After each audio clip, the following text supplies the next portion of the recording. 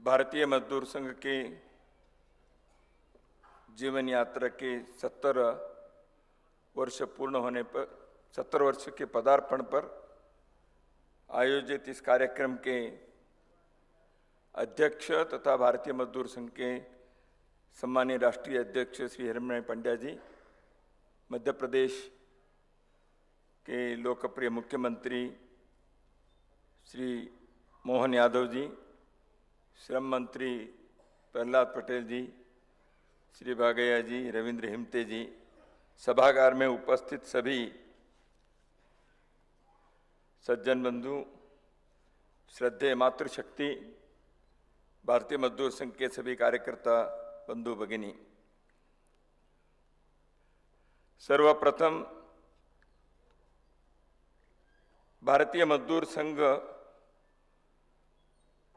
70 वर्ष के इस उत्सव में देश के सामने एक उदाहरण प्रस्तुत करते हुए 7 दशकों की जो यात्रा पूर्ण करते हुए श्रमिक क्षेत्र में अपने एक स्थान बनाकर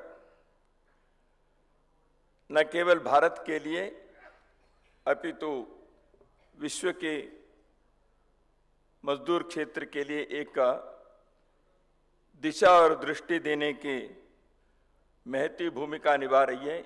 इस अवसर पर भारतीय मजदूर संघ के समस्त कार्यकर्ता परिवार को मैं समाज के हम सब की ओर से हार्दिक अभिनंदन व्यक्त करता हूं।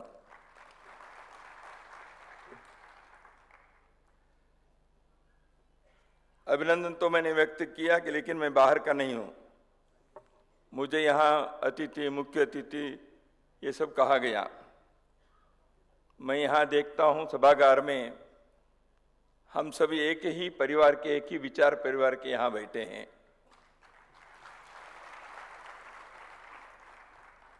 उनमें से कुछ लोग मंच पर हैं, शेष लोग सभागार में हैं।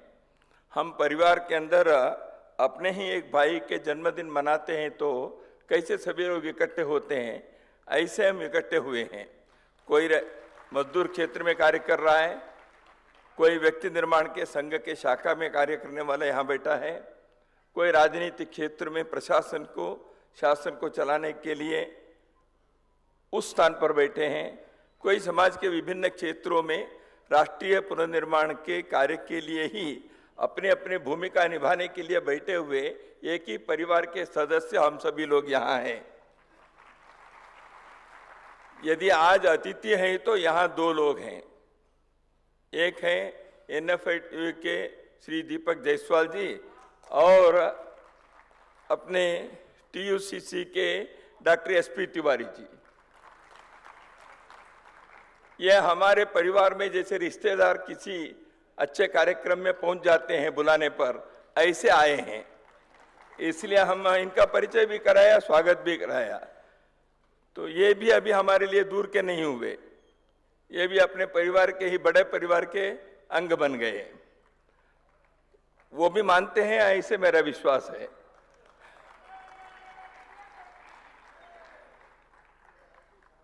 इसलिए भारतीय मजदूर संघ एक विशिष्ट संगठन है और उसका कारण भी माननीय बागैया जी ने अपने वक्तव्य में बहुत ही अर्थपूर्ण ढंग से उन्होंने रखा। 1920 में जैसे पूज्य डॉक्टर हेडगेवार जी उस समय कांग्रेस के अधिवेशन में जो प्रस्ताव के उल्लेख आपने किया,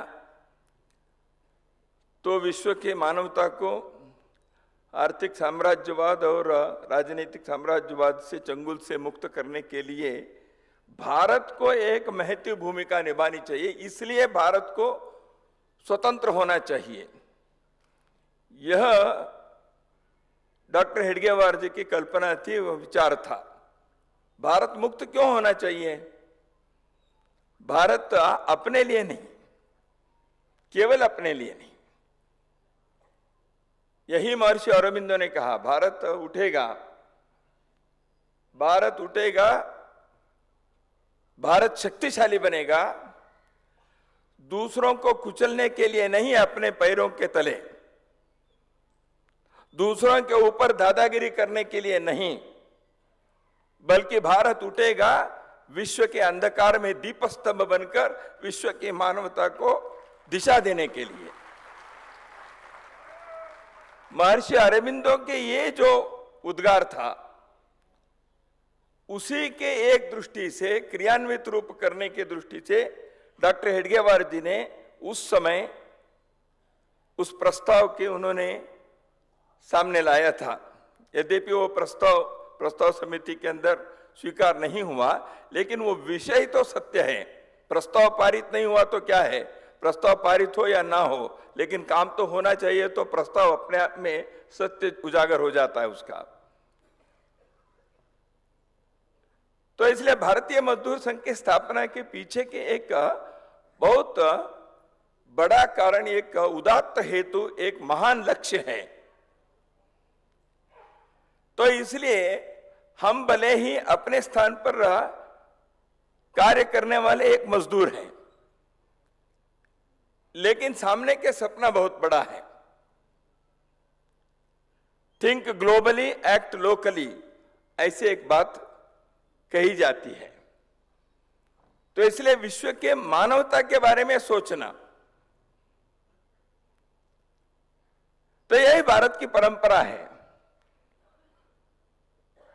छोटा बालक घर के अंदर कहीं बैठा था, तो मां ने पूछा, ये नारायण कहां हो? तो दिखा नहीं। कि बाद में मां ढूंढती गई, घर के अंदर एक कोने में नारायण ध्यान के मुद्रा में बैठा हुआ है। तो ये बालक उठो, क्या क्या कर रहे हो? उस बालक ने कहा, चिंता कर तो मैं विश्वाची, मैं विश्व की चिंता कर रहा हूं। वही बालक आगे जाकर समर्थ रामदास बने। लोका समस्ता सुखिनो भवन्तु,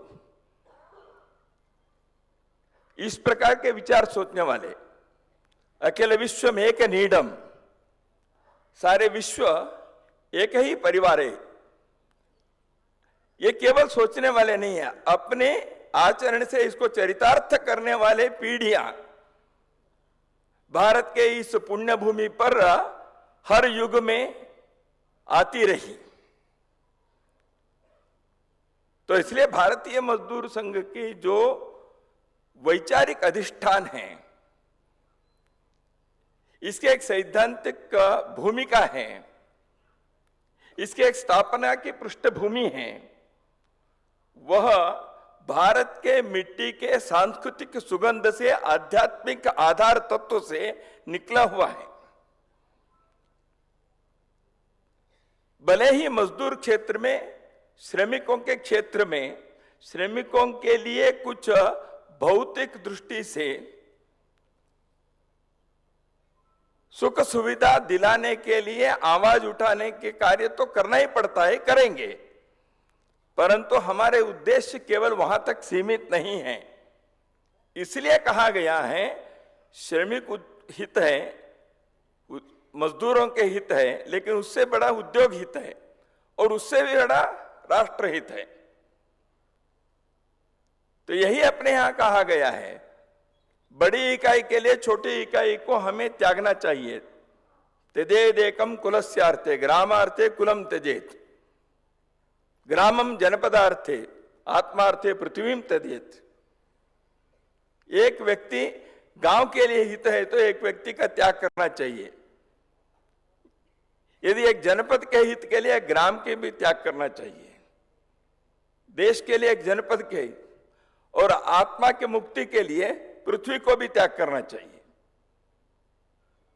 ऐसे एक बड़ी इकाई के लिए छोटी इकाई के त्याग करना, यह हमारी संस्कृति के प्रवाह में एक श्रेष्ठ संस्कार के रूप में हमने न केवल पहचाना, लेकिन उसको जीवन में उतारने के लिए प्रयत्न किया।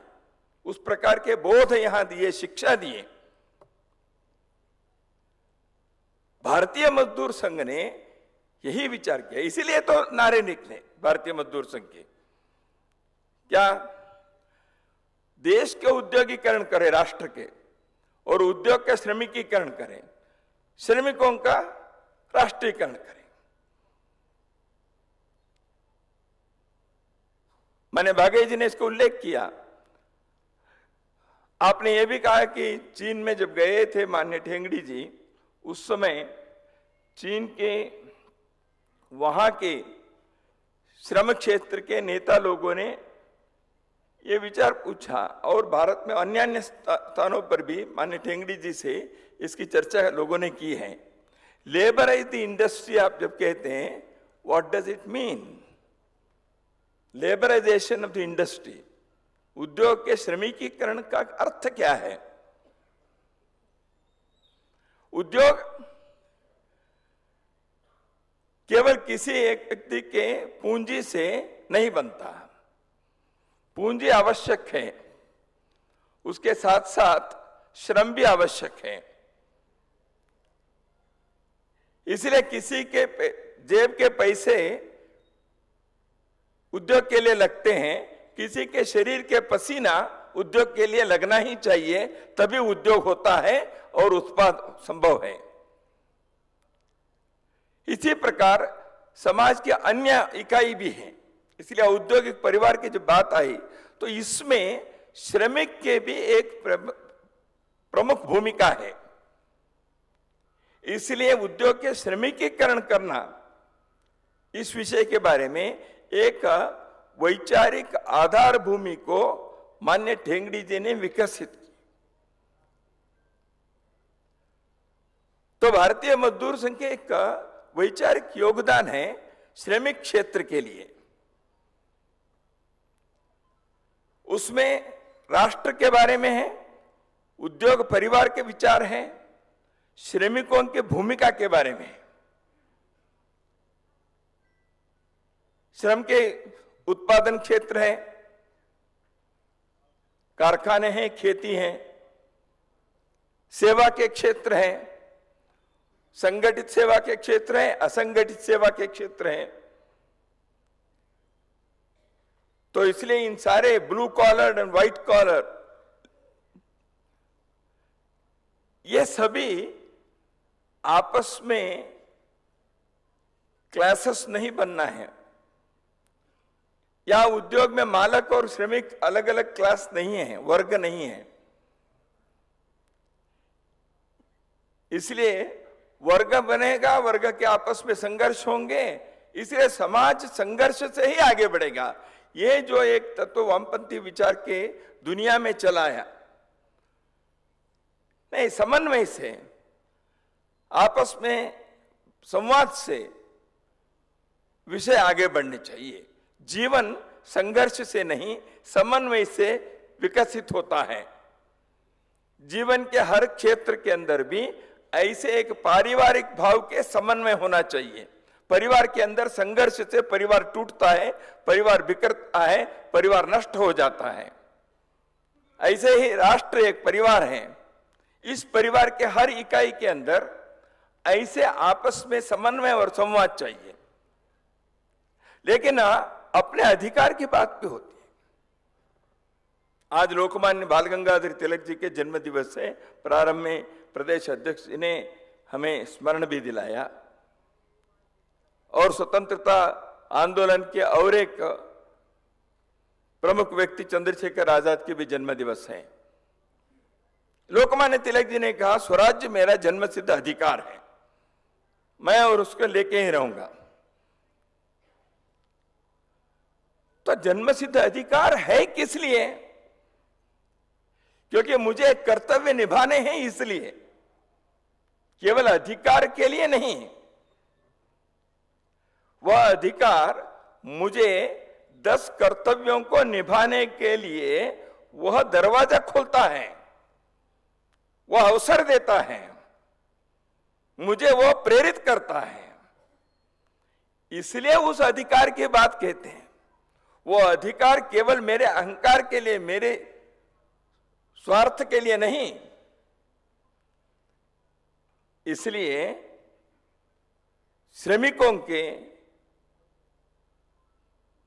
नारियों के, महिलाओं के, युवकों के, विद्यार्थियों के, किसानों के अधिकार की बात जब होती है वह अधिकार समाज से संघर्ष करने के लिए नहीं, दूसरों को कुचलने के लिए नहीं, वर्ग निर्माण करके आपस में लड़ाने के लिए नहीं।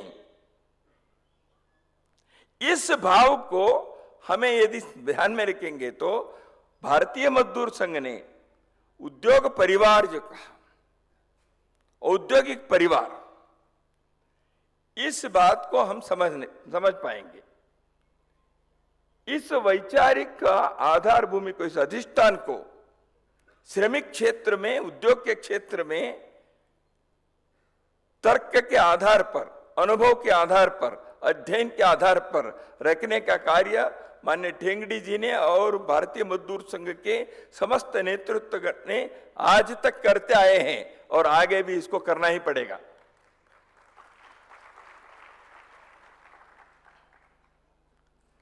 मजदूर संघ की विशेषताएं हैं।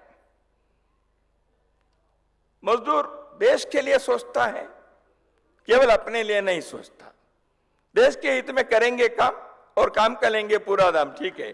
देश के हित में करेंगे काम, यानी क्या?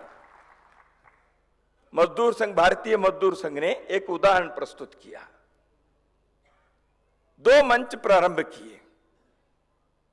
एक है सर्वपंथ समादर मंच। मजदूरों के अंदर सब प्रकार के लोग हैं, जैसे समाज में सभी हैं। माननीय भागवत जी ने कहा, जैसे एक समरसता के, सब समानता के, ऊंच नीच छुआछूत ऐसी कोई भावना श्रमिक क्षेत्र में नहीं है। भारतीय मजदूर संघ ने इस विषय को आग्रह पूर्वक अपने केवल विचार के नहीं, आचरण में इसको लाने का सतत प्रयत्न करते रहा है। ऐसे ही समाज में कई पंथ संप्रदाय हैं। मजदूर भी अपने अपने घर में अपने अपने पंथ संप्रदाय के ही अनुयायी हो सकते हैं, स्वाभाविक है। लेकिन मजदूर क्षेत्र में हम सर्वपंथ समादर मंच स्थापना करने के कारण क्या है? भारतीय मजदूर संघ ने, ये तो श्रमिकों का विषय नहीं है, ये तो आर्थिक विषय नहीं है, ये तो मजदूरों के अधिकार का विषय नहीं है, ये तो रोजी रोटी का विषय नहीं है। लेकिन क्यों किया? देश के दृष्टि से भी सोचने वाले लोग, ऐसे मजदूर, भले ही हम पंथ संप्रदाय से अलग अलग हैं, लेकिन हम सब एक हैं। केवल आर्थिक कारण से नहीं है, सांस्कृतिक दृष्टि से हम एक हैं, राष्ट्र के, संस्कृति के, राष्ट्र के हिसाब से हम एक हैं।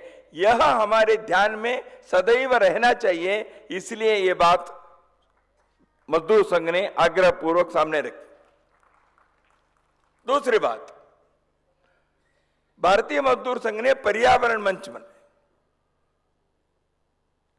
हम कारखानों में काम करने वाले मजदूर हैं। कारखानों के कारण पर्यावरण पर असर होता है, लेकिन कारखाने भी जीवन के लिए चाहिए, क्योंकि वस्तुओं का उत्पादन करना है। वस्तुओं को उत्पादन करेंगे तो कुछ न कुछ प्रकृति पर, पर्यावरण पर उसके कुछ प्रभाव होगा ही। तो इसलिए हमारे एक कर्तव्य बनता है, हम एक तरफ उत्पाद करते हुए पर्यावरण पर हम प्रभाव डाल रहे हैं, नष्ट कर रहे हैं पर्यावरण का। इसलिए प्रत्येक मजदूर के, प्रत्येक मालिक के, प्रत्येक कारखाने के एक कर्तव्य बनता है समाज के प्रति, मैं पर्यावरण के बारे में भी ध्यान रखकर पर्यावरण के रक्षा के लिए भी 2 कदम आगे बढ़ो। इसमें कोई बोनस की बात नहीं है, इसमें कोई अधिकार की बात नहीं है, लेकिन समाज के प्रति मेरा कर्तव्य है, राष्ट्र के प्रति मेरी भूमिका है। इसलिए पर्यावरण के आग्रह। तो इसी को लेकर 5 विषयों के संदर्भ में एक पर्यावरण के बारे में भी 70 वर्ष की कार्य योजना में आज जो घोषित हुए हैं, इसमें मजदूर संघ के कार्यकर्ताओं ने इस विषय के बारे में भी सोचा है। 70 वर्ष के पूर्ण करेंगे, 1 साल हो जाएगा, अभी पदार्पण कर रहे हैं। क्यों करना चाहिए? किसी भी एक संस्था के, किसी भी एक संगठन के जीवन में 10 साल, 20 साल, 25 साल, 100 साल होना यह स्वाभाविक है, होते रहेगा। 70 वर्ष कि इस अवसर पर क्या बात अपने को सोचनी चाहिए, क्यों करने चाहिए। पहली बात यह है, भारतीय मजदूर संघ 70 वर्ष के इस अवसर पर जितने लोग इस संगठन को निर्माण करके खड़ा करके यहां तक लाने के लिए सब प्रकार के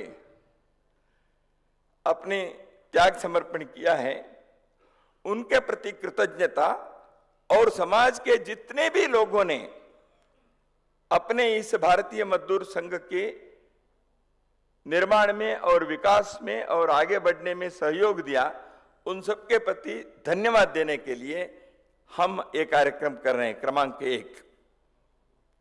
दूसरी बात, भारतीय मजदूर संघ जैसे कहा, एक वैचारिक आधार पर चलने वाले जन संगठन है। इस विचार को वर्तमान युग में श्रमिक क्षेत्र में, उद्योग के क्षेत्र में कैसे इस वैचारिक जो दृष्टि है, हमारे अधिष्ठान है, इसको आज के संदर्भ में कैसे हमें प्रस्तुत करना चाहिए, अभिव्यक्त करना चाहिए। We have to articulate the basic ideological tenets of भारतीय मजदूर संघ in the present context। इसलिए अभी आवश्यक है। तीसरी बात, हम भारतीय मजदूर संघ के कार्यकर्ता हैं, करोड़ों की संख्या में हैं। हमें एक पुनः संकल्प करना चाहिए। हम जिस कारण से भारतीय मजदूर संघ के कार्यकर्ता बने हैं, भारत के गौरव के लिए, भारत के वैभव के लिए, राष्ट्र के हित के लिए, उसके लिए हम समर्पित होंगे। बीएमएस की क्या पहचान? त्याग, तपस्या, बलिदान। ये हम नहीं छोड़ेंगे। इसलिए उस संकल्प के प्रति हम समर्पित हैं।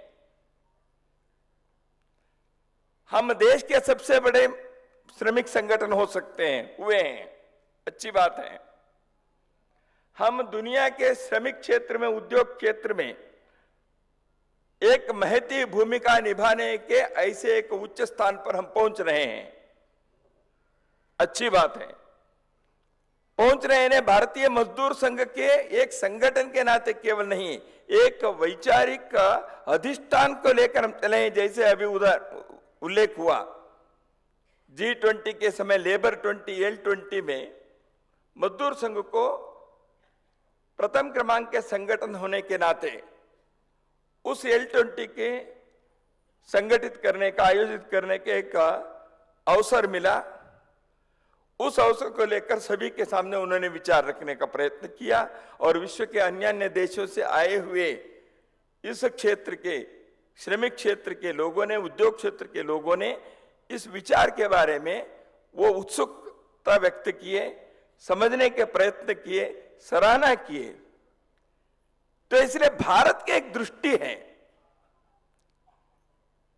भारत के इस दृष्टि को, भारत के इस विचार को विश्व भर में फैले हुए श्रमिक क्षेत्र के बीच रखने का और वहां इस विषय को समर्थन दिलाने के एक बड़ा प्रयत्न करने के लिए आगे बढ़े हैं। तो इसलिए हमें ऐसे स्थिति में हम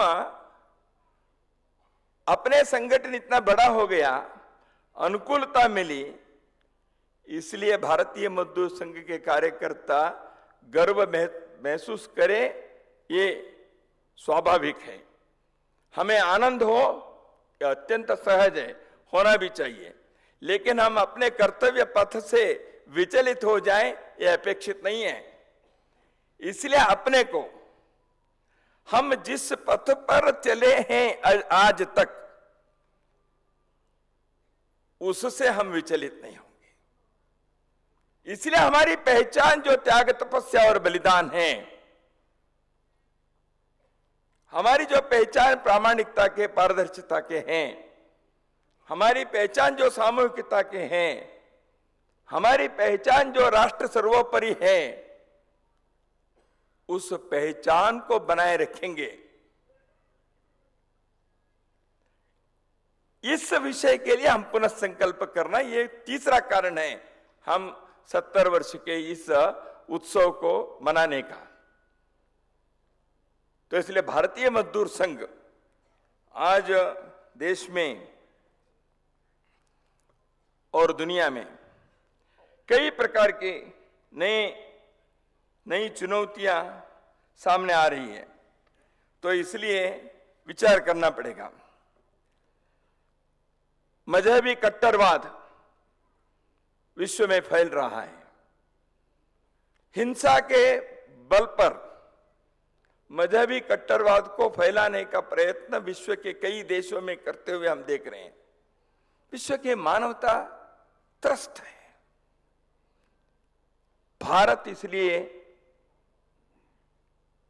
हम पंथ संप्रदाय के सर्व समादर के जो विचार हमने रखा,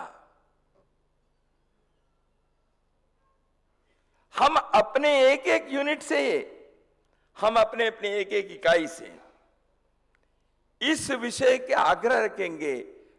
विश्व में मजहब के कारण, पंथ संप्रदाय के कारण, रिलीजन के कारण कट्टरवाद, उग्रवाद, हिंसाचार, खून खराबा करने के जो बर्बरता के युग था, उसको समाप्त किया जाए। मानव शांति के आधार पर, समन्वय के आधार पर, स्नेह के आधार पर, परस्पर समझदारी के आधार पर, सामंजस्य के आधार पर जीने का नए युग का हम स्वागत करना चाहिए। इसलिए श्रमिक क्षेत्र को विश्व भर में काम करना चाहिए। भारत से इसके प्रारंभ हम करेंगे। तो इसलिए आवश्यक है, नहीं तो दुनिया में उद्योग के मालक और श्रमिक, ये संघर्ष तो किसी जमाने में किसी ने कहा होगा, उस क्षेत्र, उस समय के लिए, वहां उस देश के लिए वो ठीक हुआ होगा, पता नहीं। लेकिन आज संघर्ष मानव मानव के बीच दूसरे ढंग से होने के एक बहुत बड़े खतरा दुनिया में हम देख रहे हैं। इसलिए मानव की एकता, मनुष्य जाति एक है, इसको आग्रहपूर्वक करने के कार्य भारत को, वसुधैव कुटुंबकम कहने वाले भारत को, एक पृथ्वी, एक परिवार, एक भविष्य, ऐसे G20 में उद्गार करने वाले भारत को ऐसी भूमिका निभानी पड़ेगी। इसलिए भारत के श्रमिकों को इसमें एक महत्वपूर्ण भूमिका निभाने की आवश्यकता है। दूसरा है आर्थिक संकट। दुनिया में आर्थिक क्षेत्र में कई नई बातें आ रही है, उद्योग के क्षेत्र में नई बातें आ रही है, तंत्रज्ञान के दृष्टि से आ रही है, आर्टिफिशियल इंटेलिजेंस नई बातें आएंगी, इंफॉर्मेशन एंड कम्युनिकेशन टेक्नोलॉजी 20 साल पहले उसका जब ऊपर उठने का शुरू हुआ, आज दुनिया भर में वही है। तो मनुष्य यंत्र के गुलाम नहीं बनना है, यंत्र मनुष्य के सेवक बनना चाहिए। यंत्र की आवश्यकता है, उपकरणों की एक भूमिका है, लेकिन मनुष्य के यंत्र के जो संबंध है उसमें ह्यूमन फेस, यंत्र के, विज्ञान के, तंत्रज्ञान के, उसके मानवीय चेहरा, इसको उजागर करने की आवश्यकता है। यंत्र को नकारने से, तंत्रज्ञान को नकारने से काम नहीं बनता, लेकिन तंत्रज्ञान को मनुष्य के, प्रकृति के हित के, रक्षा के दृष्टि से कैसे उपयोग करना चाहिए, इसलिए अनुसंधान की आवश्यकता है, इसलिए संयम की आवश्यकता है, इसलिए सामंजस्य की आवश्यकता है, इसलिए समझदारी की आवश्यकता है। इस विवेक को हमें उत्पन्न करना चाहिए। माननीय ठेंगड़ी जी कहते थे, टेक्निकल नो हाउ इसकी बात होती है। ठेंगड़ी जी ने वर्षों पूर्व कहा था, टेक्निकल नो हाउ तो ठीक है भैया, technical know what, technological know what,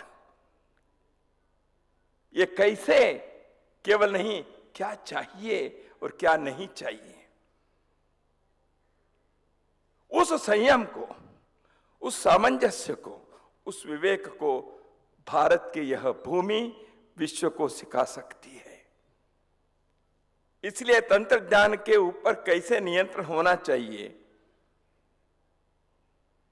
नहीं तो मानवता कौन से खतरे में आकर पहुंचेगी, इस विषय के बारे में विचार करना पड़ेगा। आर्थिक क्षेत्र में कई प्रकार के आज नई नई बातें आ रही हैं। जब डंकेल प्रस्ताव हुआ, बाद में WTO आए, वर्ल्ड ट्रेड ऑर्गेनाइजेशन के कारण दुनिया में बॉर्डरलेस वर्ल्ड हो गया, अब विश्व मार्केट एक है। ये सारी बातें हिमालय के चोटी से बोलना शुरू हो गया था। क्या इससे मनुष्य को सुख मिला, मजदूरों को सुख मिला? कुछ ही लोगों के हाथों में सब प्रकार के सुख सुविधा के, संपन्नता की चीजें उनके अधिकार के क्षेत्र में आ जाए और बाकी लोग विपन्नावस्था में,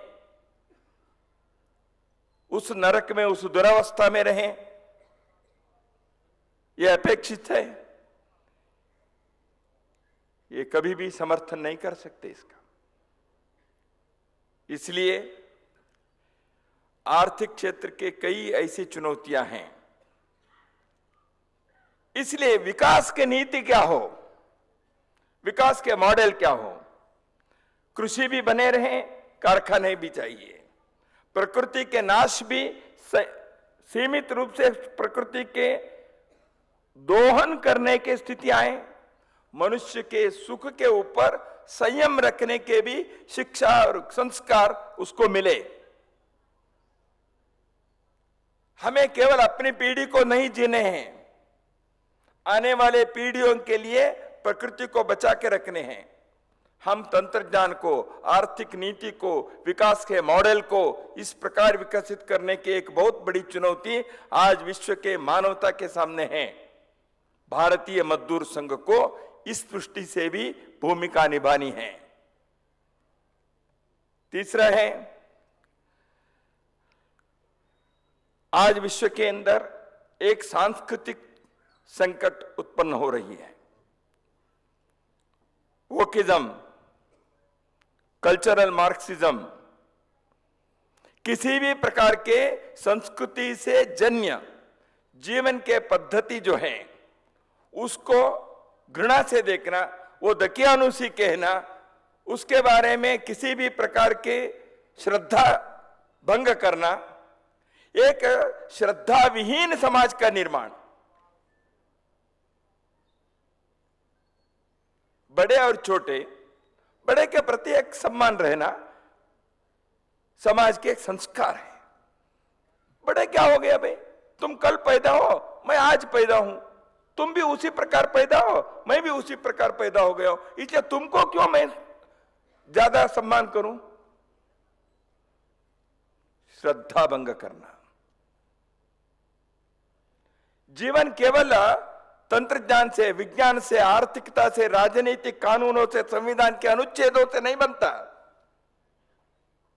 जीवन संस्कृति से, संस्कार से, सभ्यता के अनुभव से।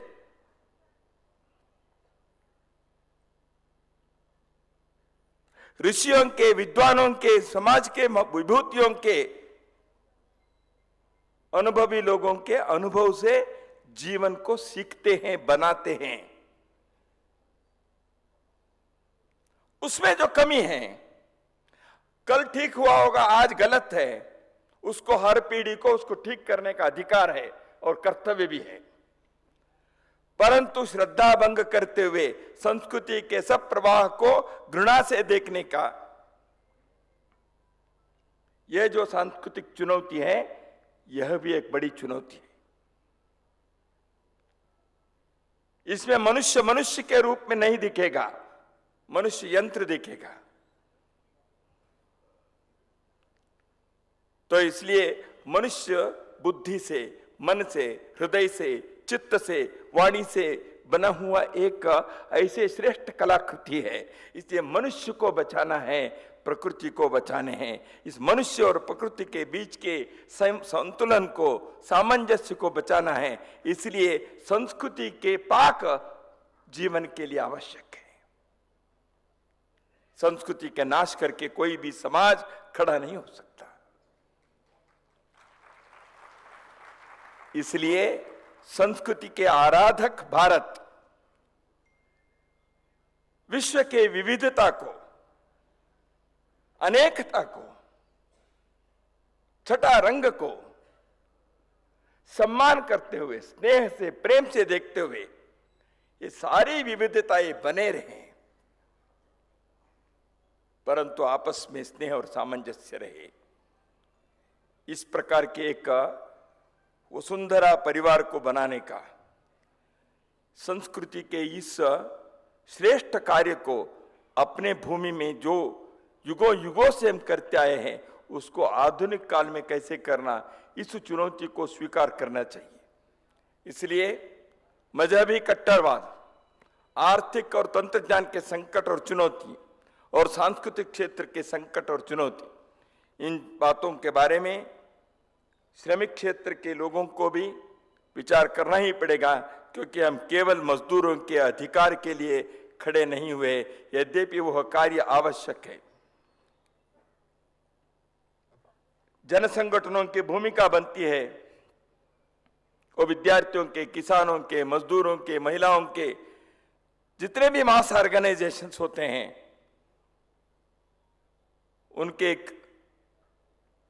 उनके दायित्व होता है, उनकी भूमिका होती है।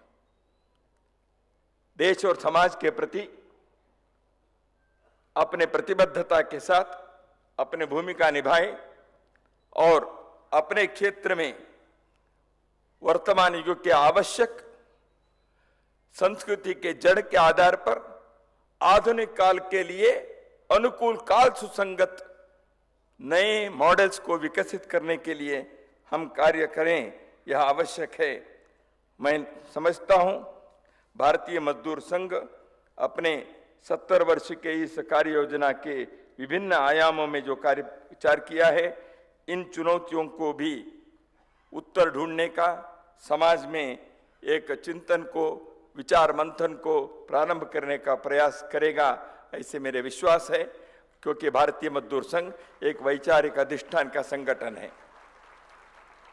मित्रों, पुनः एक बार आज लोकमान्य बाल गंगाधर तिलक जी के प्रति, चंद्रशेखर आजाद के प्रति मैं अपने अभिवादन व्यक्त करता हूं। उनके स्मृति पर मैं अपनी श्रद्धा व्यक्त करता हूं।